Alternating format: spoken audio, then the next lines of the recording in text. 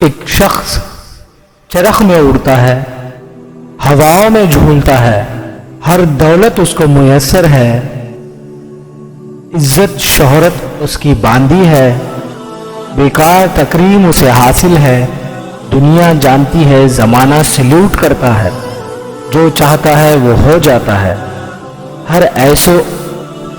ہر وہ عیش و عشرت اسے میسر ہے، لیکن اس کے سینے میں ایمان کا چراغا نہیں، اسلام میں کوئی مول نہیں اس کا۔ اور ایک شخص جھونپڑے میں رہتا ہے، کھانے کے لیے کبھی مل جاتا ہے، کبھی نہیں بھی ملتا، دنیا اسے پہچانتی بھی نہیں، وہ معروف شخص بھی نہیں ہے، لیکن اس کے سینے میں ایمان کا چراغا ہے، وہ خوش نصیب شخص ہے۔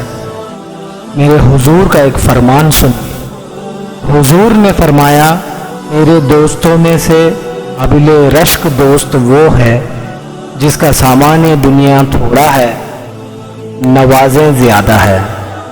وہ چلتا ہے، اس کی طرف اشارہ بھی نہیں ہوتا کہ فلاں انسان جا رہا ہے، کوئی معروف شخص نہیں، کوئی عہدے والا شخص نہیں کہ جب چلے تو لوگ کہے کہ فلاں جا رہا ہے۔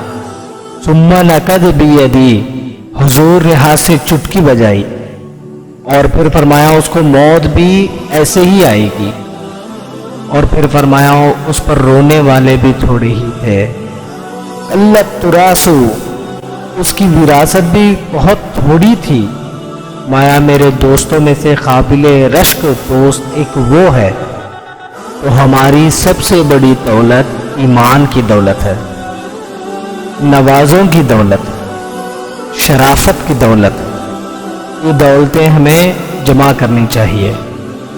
صبح سے لے کر شام تک ہم اپنے دونوں ہاتھوں سے امیر بننے کی فکر میں لگے ہوئے ہیں، کوشش کر رہے ہیں، دولت کے پیچھے بھاگ رہے ہیں، اور ہمارے دلوں میں تمنا یہ ہے کہ دولت جمع ہو جائے، پیسہ جمع ہو جائے۔ خیال ہے کہ اگر دولت بہت ساری مل جائے تو سکون ملے گا، مل جاتی ہے دولت تو سکون نہیں ملتا، پھر جب بندہ کہتا ہے کچھ اور حاصل ہو جائے تو سکون ملے گا۔ بندے کی ساری زندگی اس دوڑ میں گزر جاتی ہے۔ اس طرح دنیا کی دولت جمع کرنے کے لیے دوڑ لگاتے ہو، شرافتیں جمع کرنے کے لیے دوڑ لگاؤ، نجابتیں حاصل کرنے کے لیے دوڑ لگاؤ، سجدوں کی کثرت حاصل کرنے کے لیے دوڑ لگاؤ، صالح اعمال جمع کرنے کے لیے دوڑ لگاؤ۔ بالکل اسلام اس کی مخالفت نہیں کرتا کہ ہاں تم اپنے بچوں کے لیے دولت کماؤ، رزق بھی کماؤ، گھر بھی بناؤ، گاڑی بھی رکھو، دولت ضرورت کی ہونی چاہیے، لیکن فرض کرو اگر نہیں بھی ہے تو مالک کا دیا ہوا تھوڑے پہ راضی ہو جاؤ، اتنا بھی فکر کرنے کی ضرورت نہیں، جتنا ہے اتنا ہمارے لیے کافی ہے۔ اور آج اس دنیا میں جس کو جتنی ضرورت ہے اس کے پاس اتنی دولت ہے۔ انسان زندگی گزارنے کے لیے اتنی اسے ضرورت ہوتی ہے، اتنی دولت اللہ تعالیٰ ہر کسی کو دے رکھا ہے۔ فرض کرو اگر تھوڑی بھی ہے اس پہ راضی ہو جاؤ۔ اپنے دکھوں کو ختم یہی چیز کرتی ہے۔ بندہ جب رب پہ راضی ہونا سیکھ لے، وہ جہاں ہوگا، جس حال میں بھی ہوگا، وہ اسی میں خوش ہوگا۔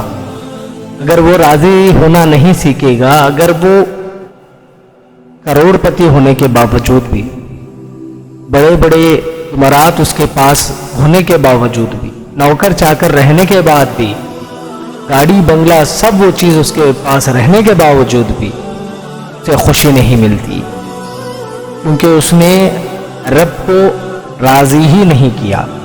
اور ایسے بندے کے پاس نفسی خواہشات بھی زیادہ رہیں، اس کے پاس جس کے پاس دولت ہوتی ہے وہ اپنا نفس جو کہے وہ کرے گا، اور اس سے ہوتا کیا ہے، گناہ بھی زیادہ ہوتے ہیں۔ اس کا من کرتا ہے شراب پینے کے لیے، اس کے پاس تو دولت ہے، اس نے شراب کے اڈے کے پاس جانے کے لیے پیچھے نہیں ہٹتا۔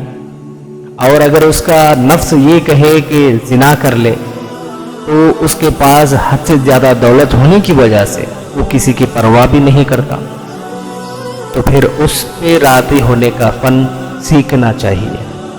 حضور کی سیرت پڑھیں آپ کو سب کچھ ملے گا۔ اللہ کیا کہتا ہے اپنے محبوب سے؟